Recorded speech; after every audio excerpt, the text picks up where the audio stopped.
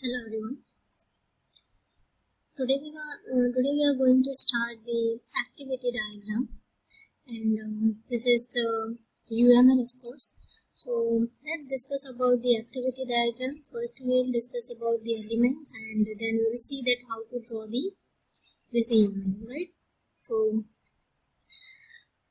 first, what is activity diagram? So it is very equivalent to the flowchart in the DFD, where actually we show that how data flows from one system to the another, right? That we know.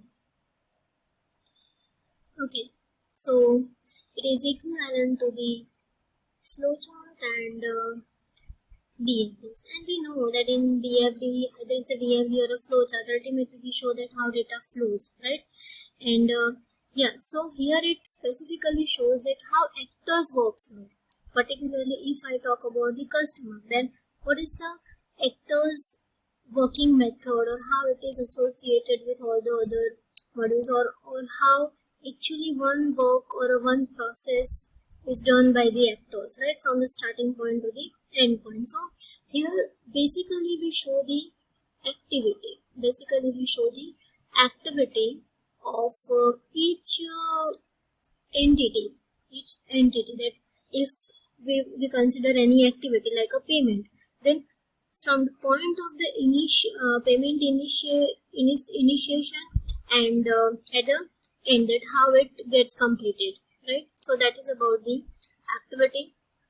It's a dynamic diagram. The meaning of the dynamic diagram is it can change, it is vary from like, suppose at one point if I say that I'm withdrawing the money, right? So withdrawing the money is one process, but there are multiple ways to withdraw the money. Either I can go to the bank or I can go to the ATM, right? So dynamic, it can change based on the certain things, certain situations, it can get varied. Then the next point is shows the activity and the event that causes the object to be in the particular state.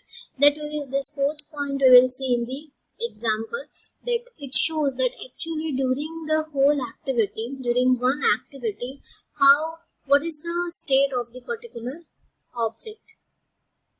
Then the next point says it shows the workflow from start point to the finish point, that we have just discussed, that it shows the starting point and the ending point, initialization of the process till the ending or till the termination. And yes, here we show the detail in process. Each activity in detail we normally show. So this is about the introduction of the activity diagram. About the elements and the example we will discuss in the next part.